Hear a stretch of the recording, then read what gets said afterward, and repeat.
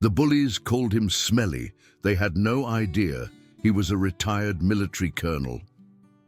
Harold Whitman shuffled through the hallways of Jefferson Community College with his worn leather satchel, his grey hair slightly disheveled, and his clothes carrying the faint scent of old books and forgotten memories.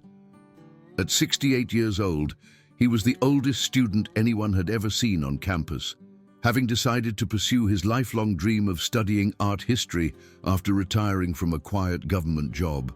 What nobody knew was that Harold's quiet government job had been 30 years as a Special Forces colonel with expertise in psychological warfare and combat tactics that had earned him medals he kept locked away in a drawer at home. The young students barely noticed him at first, this elderly man who sat quietly in the back of Professor Martinez's Introduction to Art History class, taking careful notes with a fountain pen while everyone else typed on laptops. Harold preferred it that way. After decades of commanding respect through authority, he found peace in anonymity, in being just another student seeking knowledge. He had chosen this particular college specifically because it was far from his military past, a place where he could blend into the background and simply learn about the Renaissance masters he had always admired from afar. But anonymity, Harold discovered, came with unexpected challenges. The first sign of trouble appeared during his second week when he entered the cafeteria for lunch. A group of 3 students at a corner table began snickering as he passed, their voices carrying just loud enough for him to hear. "Look at Grandpa trying to relive his youth," one of them whispered. The leader of the group was a tall, muscular young man named Derek Callahan, 20 years old, with bleached blonde hair, and the swagger of someone who had never been told no. Beside him sat his constant companions, Marcus Webb, a wiry redhead with nervous energy and cruel eyes, and Jessica Thornton, a sharp-faced girl who seemed to take pleasure in others' discomfort. Harold ignored them, purchased his simple sandwich and coffee, and found a quiet table near the window.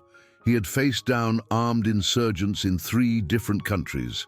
A few immature college students hardly registered as a threat, but as days turned into weeks, their behavior escalated beyond mere whispers and giggles. It started with small things. Derek would deliberately walk too close to Harold in the hallways, bumping his shoulder hard enough to knock his books to the floor. "Sorry, old man, didn't see you there," he would say with mock concern while his friends laughed. In the library, Marcus would sit behind Harold and make exaggerated sniffing sounds, loud enough for other students to notice. "Is that mothballs or just old person smell?" he would whisper to Jessica, who would cover her mouth and giggle. The cruel comments about his age and appearance Harold could tolerate, but when they began focusing on his smell, something deeper was touched. It started innocuously enough, with Derek wrinkling his nose when Harold passed. "Dude, when's the last time you showered?" he had called out one afternoon as Harold walked past their usual table in the student lounge. The comment had been loud enough for a dozen other students to hear, and Harold had seen some of them glance at him with curiosity and mild disgust. Harold knew he didn't smell bad. He maintained the same rigorous personal hygiene standards he had learned in the military decades ago. But perception, he understood from his psychological warfare training, could become reality if reinforced often enough. And Derek seemed to understand this intuitively, even if he didn't realize he was employing a classic technique for undermining an opponent's social standing. The campaign against Harold's supposed odor became systematic. Derek would hold his nose theatrically whenever Harold entered a room. Marcus started referring to him as Stinky McGruff in conversations loud enough for Harold to overhear. Jessica began posting on social media about that gross old guy who smells like a nursing home, without mentioning Harold by name, but making it clear enough that other students began looking at him with suspicion and disgust. The breaking point came on a Tuesday morning in Professor Martinez's classroom. Harold had arrived early, as was his habit, and was reviewing his notes from the previous lecture on Caravaggio's use of chiaroscuro. Derek, Marcus and Jessica entered together, laughing loudly about something on Derek's phone. As they took their seats 3 rows behind Harold, Derek suddenly announced in a voice designed to carry across the room, "Jesus Christ, what died in here? It smells like someone hasn't bathed since the Civil War." Other students began looking around, and several glances landed on Harold. Marcus picked up the cue immediately. "Maybe we should crack a window. The stench is making my eyes water." Jessica added her voice to the chorus. "I think I'm going to be sick. How can professors let someone who smells that bad stay in class?" Professor Martinez entered at that moment, preventing the situation from escalating further, but Harold noticed how several students had moved to seats farther away from him. The psychological damage was spreading, just as Derek had intended. Harold recognized the tactic from his military days. Isolate the target, make them a pariah, destroy their social connections until they have no choice but to retreat.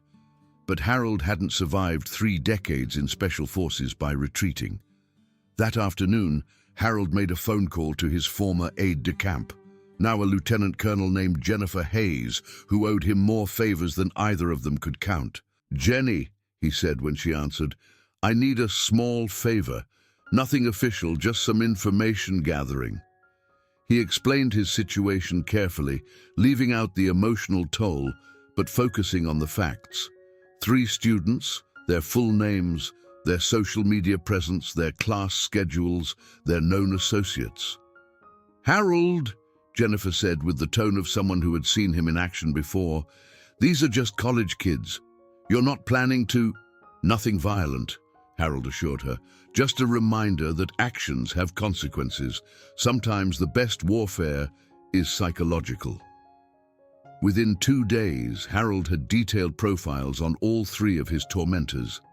Derek Callahan, it turned out, was the son of a local car dealership owner, someone who had never worked a day in his life but liked to post videos online about his entrepreneurial mindset. Marcus Webb came from a family of teachers and was desperately trying to maintain a scholarship that required him to keep his grades above a 3.5 GPA. Jessica Thornton was the daughter of a conservative local politician who campaigned on family values and had political aspirations of her own. More importantly, Harold discovered that all 3 of them had significantly more to lose than an elderly art history student who had already lived a full life and faced real dangers they couldn't imagine. The plan Harold devised was elegant in its simplicity and devastating in its psychological impact. He began by arriving at school each day impeccably groomed, wearing a subtle but expensive cologne that Jennifer had recommended, something called Distinguished Gentleman, that somehow managed to smell both powerful and sophisticated. He changed his entire wardrobe, trading his comfortable old clothes for perfectly tailored shirts and slacks that had been pressed to military specifications. But the most important change was in his demeanor. Gone was the shuffling, apologetic old man who tried to blend into the background. Harold began walking with the same command presence that had once made hardened soldiers stand at attention. His shoulders squared, his chin raised, his eyes sharp and assessing as they surveyed every room he entered. The transformation was so dramatic that several professors did double takes when he walked into their classrooms. But Derek, Marcus, and Jessica were too focused on their harassment campaign to notice that their target was changing. The first phase of Harold's counter-operation began on a Wednesday morning. Derek had just finished making another loud comment about whoever forgot to shower this week when Harold stood up, turned around, and fixed him with the same stare he had once used to break the will of enemy interrogation subjects. "Mr. Callahan," Harold said in a voice that carried clearly across the room without seeming to be raised, "I believe you have something to say to me directly?" Derek, caught off guard by being addressed by name and with such authority, stammered, What? No, You've been making comments about my personal hygiene for several weeks now. Harold continued, his voice remaining perfectly calm and controlled. "I'm curious about your qualifications to make such assessments. Are you perhaps studying medicine, chemistry, or do you simply have expertise in identifying odors from your part-time job?" The classroom had gone completely silent. Derek's face was turning red, and he glanced around for support from his friends, but Marcus and Jessica were staring at Harold with the same shock as everyone else. This wasn't the meek old man they had been tormenting. I don't know what you're talking about," Derek finally managed. Harold smiled, but it wasn't a pleasant expression. It was the smile of someone who had just gained a significant advantage and knew exactly how to use it. "Of course you don't," he said quietly. Then he turned back to his notes as if nothing had happened, leaving Derek to sit there feeling foolish and confused, while 30 other students stared at him with expressions ranging from curiosity to disgust. But that was just the opening move. Phase 2 began that evening, when Derek checked his social media accounts and found something that made his blood run cold. Someone had created a detailed blog post titled, "The Psychology of Bullying, a Case Study in Projection and Insecurity."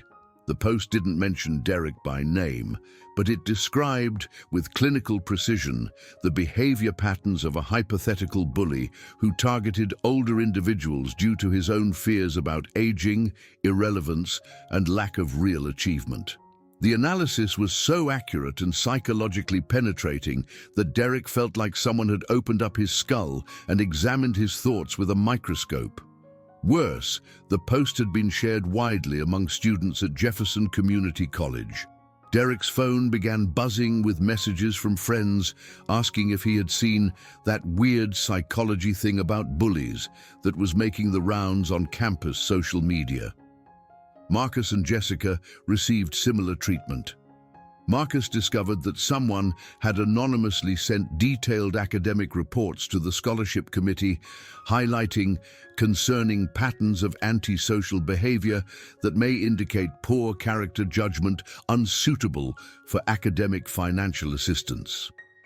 Jessica found that videos of her making cruel comments about Harold's appearance had been carefully edited and posted to social media accounts, followed by her father's political opponents, with titles like "Future Leader You Decide." Harold watched their growing panic with the satisfaction of a chess master executing a long-planned checkmate. But he wasn't finished.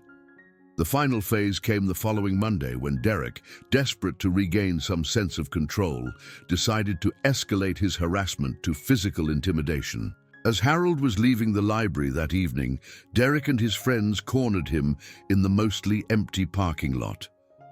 "Listen, old man," Derek said, stepping close enough that Harold could smell the anxiety sweat on him. "I don't know what kind of games you think you're playing, but they stop now.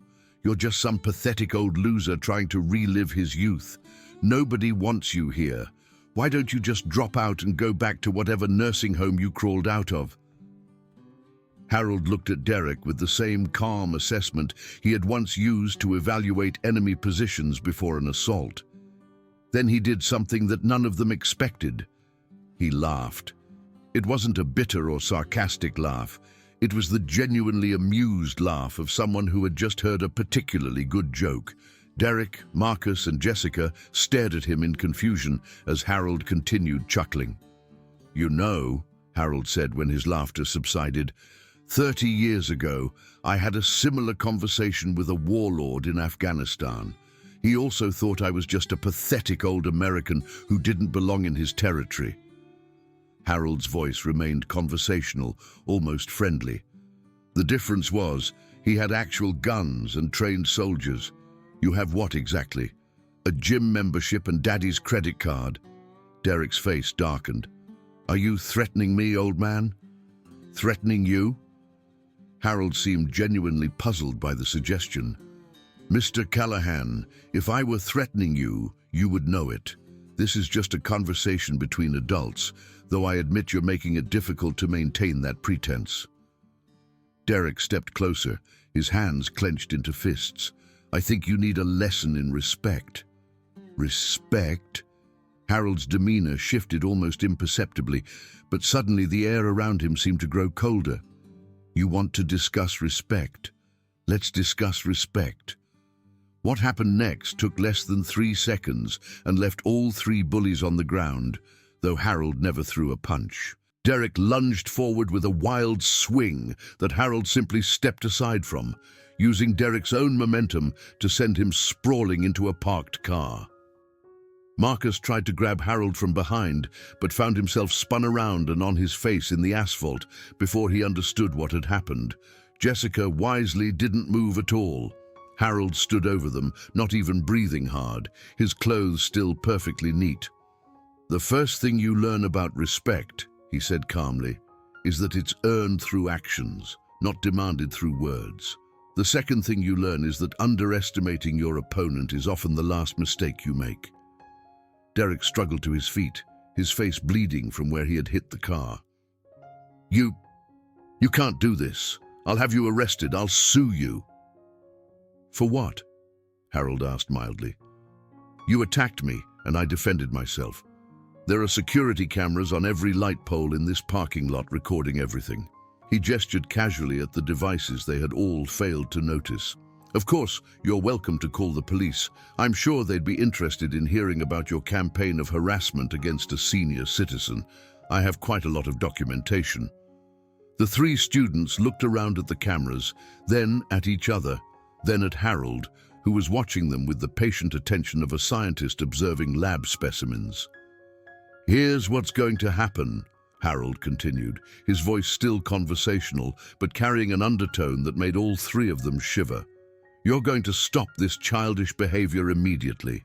You're going to treat me and every other person in this school with basic human decency. And you're going to think very carefully about whether the consequences of your actions are worth the temporary satisfaction you get from being cruel." He paused, letting his words sink in.